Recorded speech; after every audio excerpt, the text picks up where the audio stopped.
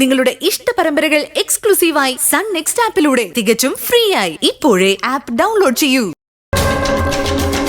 ദൈവം വീണ്ടും എനിക്കൊരു കുഞ്ഞിനെ തന്നു. അതിനെയാണെങ്കിൽ അവരെന്നേക്കുമായിട്ട് ഇല്ലാതാക്കാൻ നോക്കുക. എന്തൊരു ദ്രോഹാൻ നോക്കിയേ.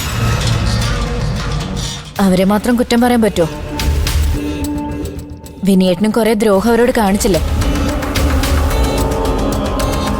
ഞാനത്ര നല്ലവനൊന്നും ആയിരുന്നില്ല. പക്ഷെ തെറ്റുകൾ പറ്റാത്തതായി ഈ ലോകത്ത് ആരെങ്കിലും ഉണ്ടോ സോനെ? ശ്യാം നിന്നെ ഉപേക്ഷിച്ച് ഏതോ മദാമയുടെ കൂടെ ഒളിച്ചോടി പോയതായിരുന്നില്ലേ? എന്നിട്ടും അവൻ ജീവിതത്തിലേക്ക് തിരിച്ചു വന്നപ്പോ നീ സ്വീകരിച്ചില്ലേ? നിങ്ങളിപ്പോ സുഖമായിട്ട് ജീവിക്കുന്നില്ലേ? സ്നേഹവും ബന്ധവും എന്നൊക്കെ പറഞ്ഞാൽ അതാ. എൻ്റെ എല്ലാ തെറ്റുകളും ഏറ്റുപറഞ്ഞ് ചീരുവിനോടും കുടുംബത്തോടും മാപ്പ് ചോദിക്കാൻ ഞാൻ തയ്യാറാണ് സോനെ. ഇനിയുള്ള കാലം ഞാൻ എൻ്റെ ഭാര്യയും മക്കളെയും പൊന്നുപോലെ നോക്കുകയും ചെയ്യും. ഇതൊക്കെ ആ വീട്ടുകാരോടൊന്നും സംസാരിച്ച് എന്തെങ്കിലും ഒരു തീരുമാനം ഉണ്ടാക്കി തരാൻ പറ്റുമോയെന്ന് സുശീല ആൻറ്റിയോട് ചോദിക്കാനാ ഞാനിപ്പോൾ ഇങ്ങോട്ട് വന്നത്.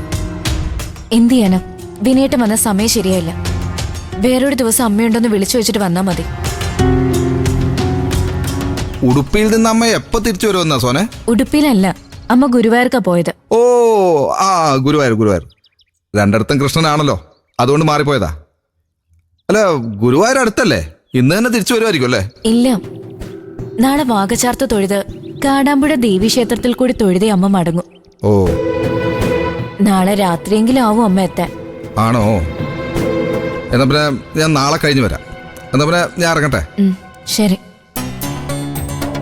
പുറത്ത് നല്ല ചൂടാ. അസുഖം വന്ന ശേഷം ഇതുവരെ ബൈക്ക് എടുത്ത് തുടങ്ങിയില്ല.